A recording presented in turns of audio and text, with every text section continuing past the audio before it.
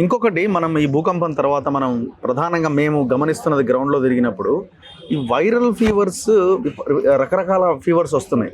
ఇంతకుముందు viral fever అంటే జ్వరం వచ్చేది, జలుబు లేకపోతే దగ్గు వచ్చేది, ఫీవర్ వచ్చేది, డాక్టర్ దగ్గర పోతే కోర్సు వాడమనేటోళ్ళు. ఈ టైఫాయిడ్లు, మలేరియాలు ఇది ఒక భాగం ఉంటుండే. ఇప్పుడు స్కిన్ ఎలర్జీస్ కూడా వస్తున్నాయి కొంతమందికి. ఏమనంటే వైరల్ ఫీవర్ అంటున్నారు. బాడీ పెయిన్స్, విపరీతమైన కీళ్ళవి నొప్పులు, ఇవి ఇప్పుడు తగ్గ 3 నెలల దాకా ఇవి ఇట్లే ఉంటాయని డాక్టర్లు చెప్పి మెడిసిన్ రాస్తున్నారు. దానికి పెద్ద కోర్సు నడుస్తున్నది.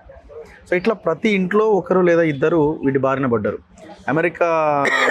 అమెరికన్ ట్రావెల్ హెచ్చరించిందట, హైదరాబాద్కి పోయే వాళ్ళు కొంచెం జాగ్రత్తగా ఉండాలి అని. గతంలో తెలంగాణ మూమెంట్లో ఆ హెచ్చరిక చేసిరట, ఇప్పుడు ఆ హెచ్చరిక చేస్తున్నారట, ఎక్కువగా వైరల్ ఫీవర్స్ ఉన్నాయని. ఇది వైరల్ మ్యూటేషన్ అనేది ఎందుకు ఈ స్థాయిలో జరుగుతున్నది? వైరస్లో మ్యూటేషనే కదా ఇది? Gene mutation.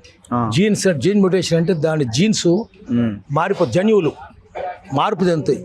దాన్ని ఏం చెప్తారంటే డ్రగ్ రెసిస్టెన్స్ వస్తుంది. దాని మీద ఏ మందు పనిచేయదు, తట్టుకునే శక్తి వస్తుంది. మందు ఇస్తే మందును, డ్రగ్స్ని తట్టుకునే శక్తి వస్తుంది. ఎందుకు వస్తుందంటే Hyderabad pharma capital of the world. ప్రపంచంలోనే ఇన్ని మందుల కంపెనీలు లేవు. ఎందుకు లేవు? హైదరాబాద్లోనే ఉన్నాయి. ఎందుకు ఉన్నాయి అంటే ఇక్కడ మంత్రులందరూ, ముఖ్యమంత్రులు బానిసలు కదా, ఐఏఎస్ వాళ్ళు బానిసలు కదా. శ్రీశ్రీ చెప్పినట్టు ఆయన ఏం చెప్పిండు, బానిసకొక బానిస ఓరి వెర్రి వెంగళప్పగా అన్నాడు వెంగళరావు. ముఖ్యమంత్రులు అంతే కదా, బానిసలకు బానిసలు. ఆదానికి ప్రధానమంత్రికి ముఖ్యమంత్రికి మంత్రికి ఐఏఎస్ వాళ్ళు బానిసలకి అపోజిషన్ లీడర్లు అందరు కలిసే ఉంటారు అంతే. అందుకని ఏమవుతున్నది ఇక్కడ ముఖ్యంగా హైదరాబాద్లో ఫార్మా క్యాపిటల్ చంకలు ఎదురుస్తున్నారు. నిజానికి ఛార్జ్షీట్ పెట్టాలి. అవును. అమెరికాలో ఎందుకు మందుల కంపెనీలు ఉన్నాయి? ఎందుకంటే అక్కడ డ్రగ్ రెసిస్టెన్స్ వస్తే రోగాలు తగ్గవు. అక్కడ ఫార్మా పొల్యూషన్ ఉంటే జనం ఎదిరిస్తారు, తిడతారు, కోప్పడతారు, కళ్ళు ఎర్ర చేస్తారు, పనులు నూరుతారు. ఇక్కడ ఏం జనానికి తెలియదు కదా, ఉద్యోగాలు వస్తున్నాయి అనుకుంటారు. మనం గోసుకపోయింది కానీ ఎవరు చెవుల కమ్మలు వచ్చి మన చేతిలో పెట్టినట్టుంటుంది అంతే ఇక్కడ. దానివల్ల ఏమవుతుందంటే, ముందు అనుకుందాం, మేము కేసు వేసినాం, సుప్రీంకోర్టులో గెలిచినాం కూడా. ఆశమైలారం పట్టంచేరు ప్రాంతంలో 92 మందుల కంపెనీలు ఉన్నాయి. దానివల్ల చుట్టుపక్కల జనానికి డ్రగ్ రెసిస్టెన్స్ వస్తుంది, రోగాలు నయమైతలేవు అక్కడ. ముఖ్యంగా ఒకటేమో మెరిక్యాప్టన్ గ్యాస్, భయంకరమైన గ్యాస్ పీలుస్తారు, దానివల్ల రోగాలు వస్తాయి. ఈ మందుల కంపెనీలు డ్రగ్ రెసిస్టెన్స్ ఎట్లా వస్తుందంటే 92 మందుల కంపెనీల డ్రగ్స్ అన్ని తీసుకుపోయి ఈటీపీలు వేస్తారు, ఎఫ్లూయెంట్ ట్రీట్మెంట్ ప్లాంట్లు వేస్తారు. ఓకే. ఆ ప్లాంట్లు మళ్ళీ ఒక ట్యాంకర్లో నింపి నక్కవాగు, హల్దీవాగు, ఇసుకవాగులో పడేస్తున్నారు. హల్దీవాగు పసుపేరు అని కూడా అందులో పడేస్తే ఇప్పటికే 92 మందులు ఉన్నాయి, దాంట్లో కలిసి ఉన్నాయి. దాంట్లో ఉదాహరణకు మలేరియా క్రిమిని చంపే మందు ఉంటుంది అనుకుందాం, ఆ బ్యాక్టీరియాని చంపే మందు ఉంటుంది. ఇంకా 91 మందులతో కలిసి అది పలచబడిపోయింది. మలేరియా క్రిమిని చంపే శక్తి కోల్పోద్ది, బలహీన పడుతుంది.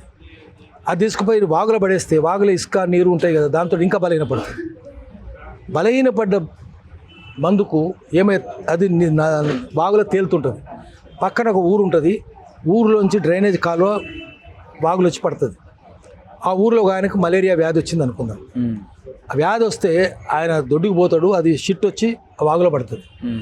ఆ షిట్లో ఏముంటుంది, మనిషి పెంటలో మలేరియా క్రిమి ఉంటుంది, బ్యాక్టీరియా ఉంటుంది. అది నీళ్ళ తేలుతుంటే ఆ మలేరియా క్రిమి తేలుతుంటుంది కదా, అదేదైనా తినాలి కదా. తినాలంటే ఏముంటుంది, మందులే ఉంటాయి. మందులలో మలేరియా క్రిమిని చంపే డ్రగ్ కూడా ఉంటుంది. ఆ మందు తింటుంది, పలచబడ్డది కాబట్టి చావదు, క్రిమి చావదు, బ్యాక్టీరియా చావదు. కానీ అది మందుని తింటుంది. తిన్నాక డ్రగ్ రెసిస్టెన్స్ వస్తుంది దానికి. ఇది డ్రగ్ రెసిస్టెన్స్ వస్తే, ఒక్కసారి డ్రగ్ రెసిస్టెన్స్ వస్తే దాని జీన్స్ మ్యూటేషన్ అవుతుంది, జన్యు మార్పిడి వస్తుంది. జన్యు మార్పిడి 24 గంటల్లో ప్రపంచంలో ఉన్న అన్ని క్రిముల్లో వస్తుంది. ఎట్లా వస్తుంది? మలేరియాని చంపే మలేరియా వెక్టర్ ఉందనుకోండి, మలేరియా వెక్టర్ 24 గంటలు భూమి తిరుగుతుంది కదా. సో ఇండియా మీదకి వచ్చిన వేరే ప్రదేశంలో వచ్చినాయి, వాటి జన్యు కూడా మారిపోతుంది. జన్యు మార్పిడి అంత స్పీడ్గా జరిగిపోతుంది. జీన్ మ్యుటేషన్ జరిగినందువల్ల దానికి మందే పనిచేయదు. ఎవరికైనా మలేరియా వస్తే ఆ మందే ఇస్తారు కదా, కొత్త మంది అయితే కనిపెట్టరు, ఆ మందే ఇస్తారు. కొత్త మందు కనిపెట్టాలంటే దానికి క్లినికల్ ట్రయల్స్ కావాలి, హ్యూమన్ వాలంటీర్స్ మీద చేయాలి, ఎనిమల్స్ మీద చేయాలి, మళ్ళీ జిఎంపీ ఉండాలి, గుడ్ మ్యానుఫ్యాక్చరింగ్ ప్రాక్టీస్ ఉండాలి, దాని ముద్ర ఉండాలి, ఇన్స్టిట్యూషన్ ఇన్వాల్వ్ చేయాలి. ఇవన్నీ కష్టం అయ్యేది కాదు.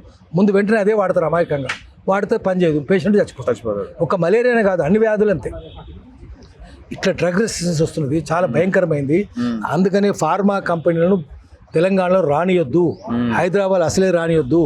బానిస రాజకీయ నాయకులు ఉన్నప్పుడు అన్నీ వస్తాయి. అంతకుముందు కేసీఆర్ అదే చేసిండు, ఇప్పుడు వీళ్ళు అదే చేస్తున్నారు.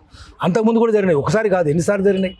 మీకు దివీస్ కంపెనీ ఎట్లుంది, పక్కనే మందాయపల్లి మూసి పక్కనే ఉంటుంది. అవును, మందాయపల్లి ఎన్ని కంపెనీలు ఉన్నాయి, చేనేత కార్మికులు అందరూ చేనేత అందరూ అక్కడ చాలా భయంకరమైన రోగాలు పడుతున్నారు. పక్కన దోతిగూడెం ఉంటుంది, పోచంపల్లికి చౌటుపల్లి మధ్య పక్కన దోతిగూడెంలో ఎన్ని మందుల కంపెనీలు, 10 మందుల కంపెనీలు, మెరికెప్టెన్ గ్యాసు, భయంకరమైన వాసన, రోగాలు.